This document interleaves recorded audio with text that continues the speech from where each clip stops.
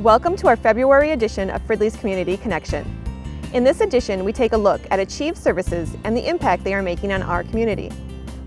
We meet with the Fridley Community Theater as they prepare for their upcoming production, and we welcome winter with all the fun and headaches it brings.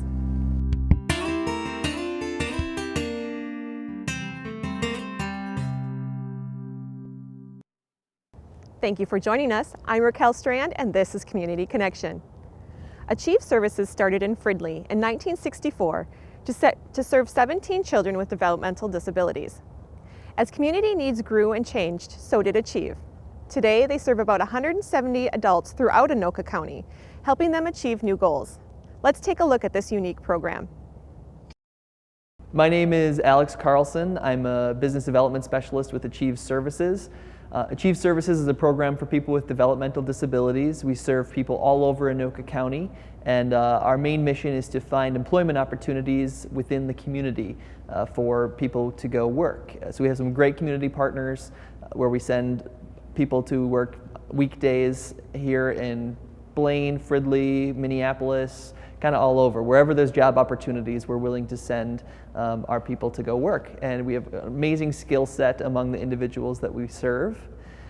They can do all kinds of different things from cleaning offices, filing, janitorial services, any type of, a lot of marketing activities like assembling marketing packets, stuff like that, and shredding and all kinds of other stuff.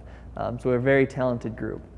What we're doing here is we're really excited about a new product that we've launched called Achieve Clean laundry detergent. And what Achieve Clean is it's an all-natural laundry detergent that is made and sold by people with disabilities. And the objective of the detergent is to create more community employment and create more opportunities for people with disabilities. So the bottling, the labeling, the distribution is all handled by the people that we serve. And we've gotten great reviews initially from the product, and we're excited to announce and launch a new phase with a new bottle, a new formula, new label, and everything. And so this building in Fridley is where we're going to be doing a lot of the work. And eventually this is going to be a retail space where we can sell the product. Achieve Clean laundry detergent can be found at several Coburn stores in the North Metro, including Ramsey and Elk River. It's also at every Arcs Value Village location in the Twin Cities, and we're also available on our website anytime. That's www.achieveclean.org, and you can order it and we'll ship it right to your front door. So I encourage everybody to check out our website, achieveclean.org, and our Facebook page, facebook.com/achieveclean, for all the latest updates, and you can see pictures of the people who were filling the bottles. And what's really cool about our bottles is every single bottle has a story of one of the workers who helped put it together. So you get to know the people who are putting together the laundry detergent that you'll be using. And Achieve Services is a nonprofit, so we do rely on fundraising for a big part of our revenue. So you can find more about that at achieveservices.org. And we're also having a fundraiser gala coming up in April, on April 15th at Bunker Hills. We're going to have an evening of a great dinner, silent auction, great presentation, and an awesome opportunity to meet some of the staff at Achieve and some of the awesome people that we support with the work that we do. So that's April 15th, and you can find more information about that on our website, achieveservices.org. And we always love when people from the community come and visit us. So our main location is in the Human Services Building on 89th Avenue in Blaine. And we would love for you to come by and get a tour. Weekdays are when we're open, and we'd love for you to stop by and meet some of the great people that we serve and learn how you can get involved as a volunteer or as a donor or some other capacity to get involved with people with disabilities that we serve in our community. Do you need an extra hand with your business? Help others achieve their goals while helping your business achieve yours. From seasonal mailings to regular assignments, see if Achieve Services can help you. Learn more on their website at www.achieveservices.org. As the snow and cold hit us full force, so do the frustrations that winter brings. Some cities declare snow emergencies, which can be confusing at times, while other cities, like Fridley, use seasonal parking restrictions, which stay the same throughout winter. Sergeant Nick Knabley explains Fridley's winter parking restrictions and Operations Manager Jeff Jensen from our Streets Department explains how they can help your snowplow driver and why that's important to all of us. Hi, I'm Sergeant Knable of the Fridley Police Department. I'm here with some friendly reminders regarding parking in the city of Fridley. First off, I'd like to let you know that it is illegal to leave a vehicle parked on a city street in excess of 24 hours. Any vehicle that is parked on a street for 24 hours or more is subject to a parking citation. Secondly, between November 1st and May 1st, in the city of Fridley, it is illegal to leave a vehicle parked on the street between the hours of 2 a.m. and 6 a.m. Vehicles that are parked on the street between those times are subject to a parking citation.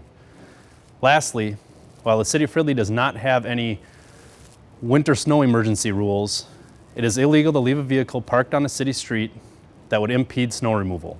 Any vehicle that is parked on a city street that is impeding snow removal is subject to a citation and an immediate tow to a local tow yard.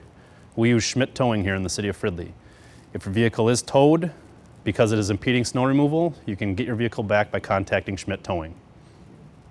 Hello, my name is Jeff Jensen. I'm the Operation Manager for the City of Fridley Streets and Parks Department, and I'm here today to talk about some of our winter snow plowing issues and plans. Right now, the City of Fridley has a 2-inch policy.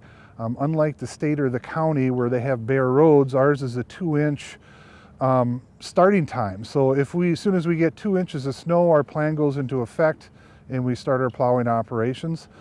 If it's snowing a lot, we will wait until it's done snowing so we don't have going out twice affecting our budget. And if the storm is really bad, we will go out 2 times to try and open up the roads for emergency vehicles to get through and then replow again when the storm is done. We have approximately 107 miles of road, which is double to quadruple that. That's lane miles, but we make multiple passes per road. We have about 80 cul-de-sacs. We have 17 parking lots, and we have 18 alleys and parking, dead ends, and we also have approximately 18 miles of trails and walkways that we take care of. We have 20 equipment operators that work for the City of Fridley. We also have 3 mechanics and myself that come in for most snow plowing events. Most snow plowing events, after the snow has quit, we will start plowing approximately 4 to 4:30 a.m. That allows us to get through our main roads before rush hour traffic starts, and then we go into the back streets. Nobody gets plowed last on the back streets because we have a rotation program where we start at different starting points every snowfall to try and keep it as fair as possible. As far as windrows, unfortunately that's a problem with snow in Minnesota. We can only plow the snow one way with our plows. They only go one way, so we cannot control where the snow gets dumped into people's driveways. When we have vehicles parked in the street, it is very difficult with these large plows to get around the vehicle without damaging the vehicle. Our plow, the operator sits on the left side of the truck and our wings are about 9 feet out. So it's very hard to see those wings go by vehicles when they're parked in the road. Another issue we have with that is the hazards. There's hazards to other motorists. If there is a large windrow of snow left there and once the car is moved, other motorists can hit those windrows and damage their vehicle. Or they also pack the snow down and create ice and bumps, which also can be hazardous to other operators. When our plows swing around vehicles that are left on the curb line, the front end of the plow also goes into the other drive lane, causing a hazard to other motorists as they come by. One other thing I'd like to mention is the fact that garbage cans are required to be in your driveway. When the garbage cans are left out into the street or on sidewalks, all plows have to plow around them. So it makes it for a very costly and time-consuming event to plow. And also another cost expense is when we come back 1 to 2 days later, we have to clean up all those drifts left by swerving around the vehicles, and it prevents us from doing other winter operations which we need to get done, like our sidewalks and our bike paths, and also clearing snow from bus stops so our citizens can use the bus line. So any help that you guys can give us to make our job easier, make the streets safer, we greatly appreciate it. Thank you. Winter parking restrictions are in effect through April 1st. In addition to parking rules, there are also laws against pushing, shoveling, and throwing snow into city streets or other property. To learn more about any of Fridley's winter parking rules or plowing procedures, visit us online at fridleymn.gov/snow removal. Yes, Minnesota winters can bring a few headaches, but that snow can also bring a lot of fun, as proven at Winterfest 2016. This annual event was held on January 23rd. Let's take a look at all the indoor and outdoor fun from this year.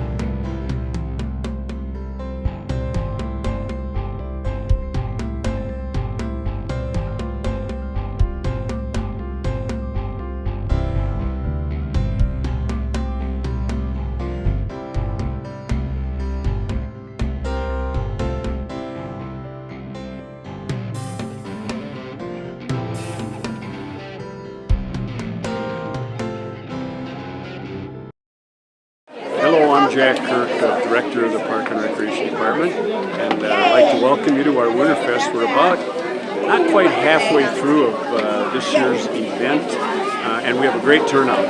The weather's really cooperated well, so there are people enjoying the outdoor activities, but we have a number of activities inside. We have this carnival games room, and it might be a little loud in here, but that's because there's a lot of kids in here, a lot of parents having fun.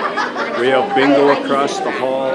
There's a dance down in the gym, and there's a good crowd down there. There's concessions that are being, concession stands being run by the Fridley Ambassador Program.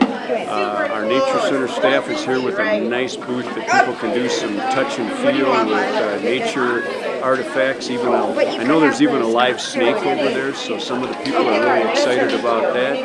And we have a medallion hunt going on. The clues are being given out of this building.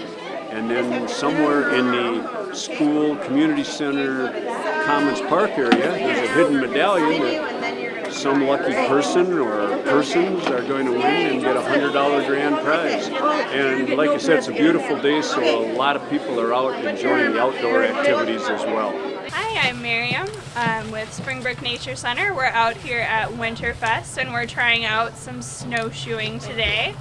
It's a beautiful day out here, nice and warm, just a little bit windy, but people are having a lot of fun with the snowshoes on. We have some more snowshoe programs coming up in just a few weeks.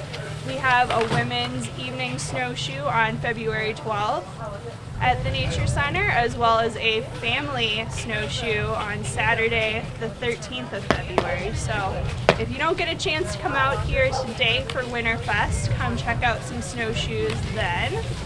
And there's lots of exciting new stuff happening with our building being under construction. So come check out the progress on that as well. Well, hello, my name is Cleve McCoy, Program Supervisor for the City of Fridley. As you see, we have our dog sled rides out. It's pretty nice this year. In the past, we had the opportunity to kind of have the dogs out, kind of show them, but this year we're actually doing dog sled rides. And as you can see, the line is really long, so it's going to be a really popular event today. Hi, I'm Sue Johnson. I'm at Commons Park near the warming house and the sliding hill, and we have a lot of fun activities going on here. We have a mites hockey tournament at the ice rink. We have many sliders on the sledding hill. We have a snowball launch where you can shoot into different targets. Behind me, we have a bonfire, and hopefully you will see the horse-drawn hayride coming up soon. The temperature has been gorgeous for all these activities. Something new we have this year too is the Fat Tire Bike Demo. It's a mouthful to say. We've got a good crowd here, and in about 10 minutes we're going to have a canine demo as well. So a lot of fun activities going on here at Commons Park this 2016 Winterfest. If you are interested in getting out to enjoy the snow, there is a fabulous sledding hill at Commons Park, and the ice rink and warming house will remain open through the middle of February or as weather permits. But if you'd rather stay indoors, Fridley Community Theater has the perfect solution for you. I struggled to be a writer, but my heart told me to invent a very brittle and inflexible building material, which, by the way, is called schmendamite. And I did. That's why I know my place in history is secure. I followed my heart. Next bar! Hi, my name's Tom Peets. Hi, I'm Kendra Tilbury. And Kendra, the reason I got involved in Fridley Community Theater was my son Jacob, who first play he was in was Anything Goes. And I went thinking it wasn't going to be that much, I'm like, one of those plays, it's not going to be that great. It was like a Broadway play. They had a ship on the stage. They were moving everything around. They had sailors that were tap dancing. And I was like, it was like a Broadway show. And he was having a blast. And one of the years, he asked me to go audition with him for Fiddler on the Roof. And I loved the movie. And I said, sure, why not? And so I thought, I'll just do it because my son's in it. Family time. But I had a great time. Everybody was friendly. I still got friends from that play that I hang out with. And it was like a totally different crew. It was a great time. So Tom, the reason that I got involved with Fridley Community Theater was because I was, as a starting new professional, not feeling very confident in my job, and I wanted to gain some more skills and bring the spark back into my personality that I know I have. And I certainly did that when I first auditioned and took part in Oklahoma last summer. I had a lot of fun, met tons of new people, and if someone's on the fence, I'll always tell them it's like a community when you come into Fridley Community Theater. Some people go to church, some people might be going to the bar, but I chose to go to this theater group, and I'm sure glad that I did. So I know how I got involved, and it was through my son. What are the other ways to get involved with community theater? Great question, Tom. So there's lots of ways that people can get involved, whether it's opportunities on stage or off stage, if you want to help out building a set or sharing information about the upcoming productions. If you want to paint or, last year we built like 13 baskets that we helped fundraise. There's lots of opportunities, and of course there's opportunities on stage, dancing and singing, but then there's also parts where you don't have to dance or sing. I noticed that there was a band. I bet you can get involved out with. Yeah, there's also the orchestra. Yeah. And if you want to be behind the scenes and helping out with moving things on and off stage, there's a part for you too. Everybody's got a role in Fridley Community Theater. If you would like to join us or others for a production, there's plenty of ways. I'm sure you can contact us through phone numbers and emails that will be provided for you through, or Facebook. We have a Facebook page, right? We've got a Facebook page, and we also have fridleycommunitytheater.org. We also have an email address, fridleycommunitytheater@gmail.com, and you can also contact us on Facebook. Lots of ways to get involved. We hope that you can come see our next play, which our director, Nate, will tell you all about.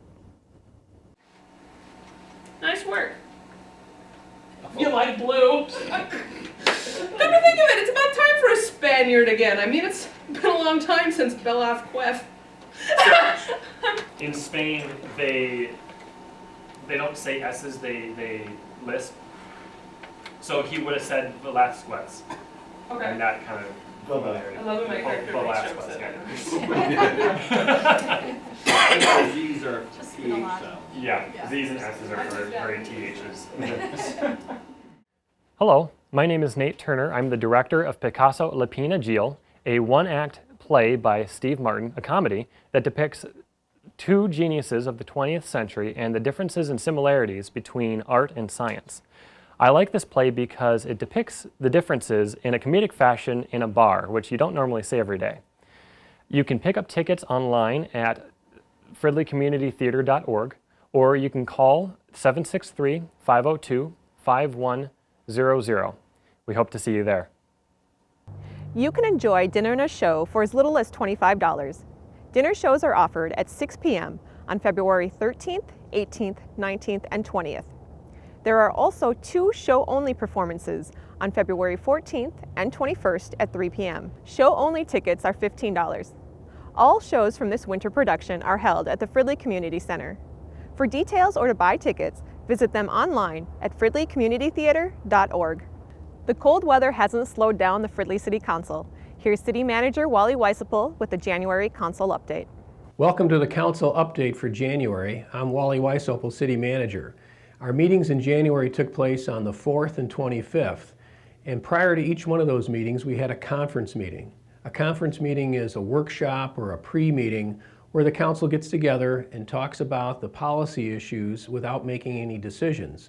It helps us make those decisions look easy at the city council meetings. At those conference meetings, we talked again about the new city hall, possibility of a new city hall and public works garage located at the Columbia Arena site. We also talked about changes in our liquor ordinances to allow for caterers to provide liquor. We also talked about brew pubs and micro distilleries. Now those are important items because they change because they're not restaurants. In the city of Fridley, we only allow liquor to be sold at restaurants. But you may be familiar with the popularity of brew pubs and micro distilleries, and we're looking at changing our ordinances to allow for those 2 types of liquor sales to take place. We also talked about zoning changes. And the zoning code is a huge document and it contains a lot of information. So the City Council takes a lot of time to go through any changes that are required. And those changes take place because of affecting state law changes that take place, and also just to make better decisions with regard to our land use. With regard to our January 4th meeting, that's our first meeting in a year, and what we do is we make appointments and resolutions that take place on an annual basis. The first one that we do is a designation of our official newspaper. This is important because if you want to know what types of public hearings and other events that are taking place at the City of Fridley, we publish them in the Fridley Focus. We also declare where we keep our money in our official depositories, and that's Wells Fargo Bank.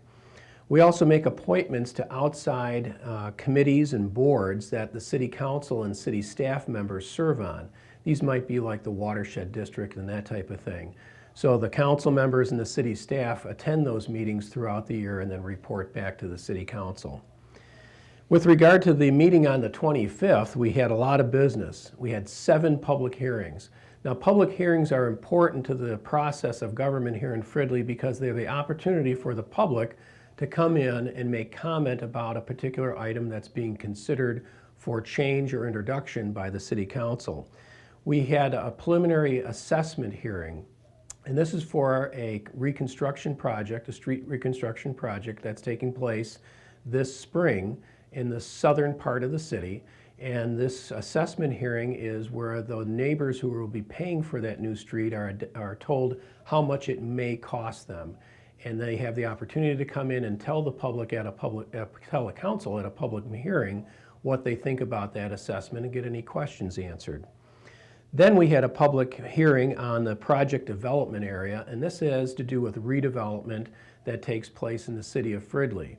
In order for us to offer programs such as tax increment finance, we have to have what's called a project program area.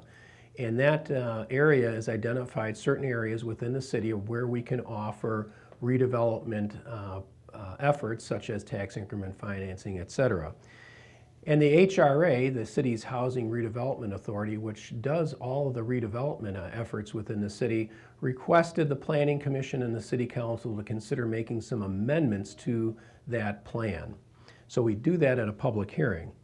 We also had a discussion with regarding modifying an ordinance. One of the ordinances that we looked at modifying is the prevailing wage ordinance. There are many requirements within that prevailing wage ordinance, and one of them has to do with incentives that the city may give towards redevelopment that takes place.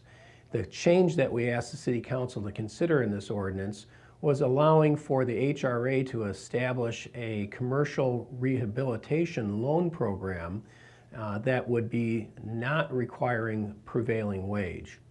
And these would be loans that the HRA would make to private businesses in Fridley to improve their business, add some square footage, a parking lot, buy some new equipment, up to $150,000. Now, the City Council continued that public hearing until February 8th to get some more public input. We also had a public hearing with regard to the changes in the charter. The city charter is our constitution for the city of Fridley. It identifies authorities and powers that are had within the organization. And some of the changes that the City Charter Commission looked at making had to do with the way the city business takes place with regard to purchasing and appointments of personnel. Mostly these changes had to do more with wording and updating to new statutory changes that have taken place so that the charter will reflect those statutory changes. Nothing substantial was recommended there. And that public hearing was closed, and when the City Council closes that public hearing, that's significant because it means now we've ended the process of taking public input, and the council now has the opportunity to deliberate on it some more. The next phase would be a first reading of an ordinance, and so you can find those first readings of the ordinances in the city's official public newspaper or online by going to the city's website. Then the City Council had a public hearing with regard to text amendments to our zoning code. Now, a text amendment means changes in the wording that are taking place. And over time, like many ordinances, the zoning code becomes stale and old. Changes happen in terms of buildings and also in state statutes, and we need to make changes in our zoning code to reflect that. So the city staff goes through that ordinance, identifies the various changes that need to be made, recommends them, the council deliberates with them at a conference meeting, and then becomes fully educated on them. And then at a council meeting, we have a public hearing to consider the input and changes on that. So the council heard that and closed that hearing. And then we moved on to another change in the city zoning code, and that has to do with the way appeals for variances are handled. Again, there's been some court cases that have changed the way state law works and also the way our zoning code works. So the council heard public testimony on that item, closed that public hearing, and then on February 8th, we'll have the first reading of the ordinance changes to that particular ordinance. The last public hearing that we had to do with fees, and those are the fees that are related to requests for variances. And the council took input on that item, and then they closed the public hearing and moved the first reading to February 8th. Now, all of the ordinance changes require 2 readings, a first reading and a second, and then the ordinance, if it is approved after the second reading, takes effect a little bit after that. So all that is part of the public input deliberation process on how City of Fridley government works. The last thing we did on the 25th was to talk about hiring an architect for designing a potential new city hall. Now, the council will go out for requests for proposals, RFPs, asking for qualified architects to submit their ideas and their qualifications to become the architect for a potential new city hall and public works garage. So within the next month, we'll be taking those bids or those proposals in from the architects and bringing them back to the City Council in March for their consideration to hire an architect who will begin what we call the design phase of the building. And that design phase will take about 6 to 8 months, and at that point in time, cost estimates will be prepared and identified what the impact would be to residents and businesses in town, and then the City Council will decide whether or not to move forward on a new City Hall and Public Works garage. So that's all the activity from the City Council meetings in January. Thanks for tuning in. I'm Wally Weisopel. Take care. If winter has your kids a little restless, let us help you relieve that energy with sports and classes through Fridley Recreation. We have preschool fun, after-school activities, family pickleball, Springbrook Saturday family fun days, and even spring break staycations. And for adults, Spring Softball League registration starts now, plus we have some great fitness classes coming up. Register for any of our classes online at fridleymn.gov. Our senior program is also growing strong with daily fun, health, wellness, and more, including tax assistance on Wednesdays through April 13th at the Fridley Community Center. First come, first served, exclusively for low to middle income seniors. And don't miss the Honor Our Vets event on Friday, March 18th. Vets can register to spend the morning learning about a variety of VA benefits, followed by a public resource fair in the afternoon. This event is also held at the Fridley Community Center, and you can register by calling the Fridley Senior Program at 763-502-5150. Look for the City of Fridley on Facebook and Twitter, or visit us online at fridleymn.gov to stay up to date on city activities. That's all for this edition of Fridley Community Connection. I'm Raquel Strand. Thank you for watching.